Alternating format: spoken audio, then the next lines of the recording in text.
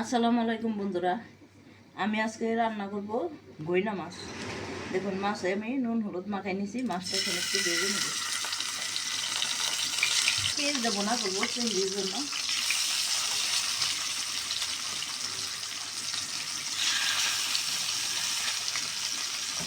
বন্ধুরা দেখুন, মাছগুলি আমি ভেজে নিয়েছি সুন্দর করে।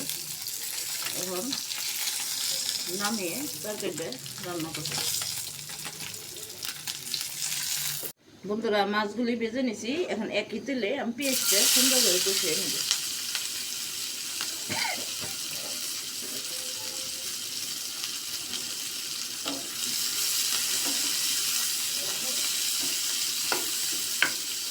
পেঁয়াজটা ভালো করে নরম করে ভেজে নিই, ততক্ষণ আমি সঙ্গে থাকি। বন্ধুরা দেখুন, পেঁয়াজটা আমি নরম করে ভেজে নিছি। এখন একে মশলাটা অ্যাড করে দেবো।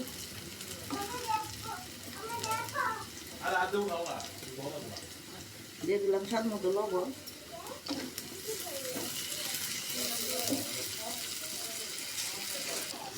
দিয়ে দিলাম সামান্য একটু মরিচের গুঁড়া,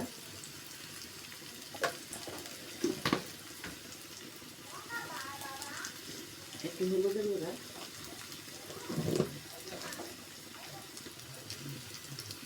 ধইনা আর জিরার গুঁড়া,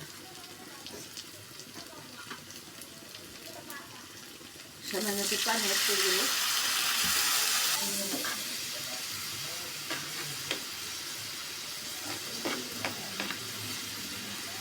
মশলাটা ভালো করে কষিয়ে নেব। মশলাটা ভালো করে আমি কষিয়ে নিচ্ছি। এখন পরিমাণ মতো পানি অ্যাড করে দেব। পানিটা ফুটে গেলে মাছগুলি দিয়ে দেবো।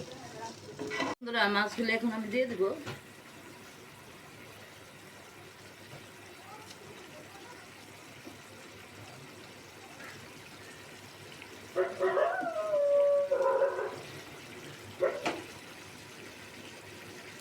কিছুটা কাঁচামরিচ সেট করে দিলাম।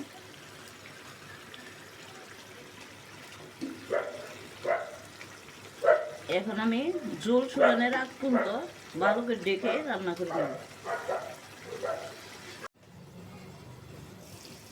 বন্ধুরা দেখুন, তরকারি রান্না কমপ্লিট। এখন আমি নামিয়ে পরিবেশন করব।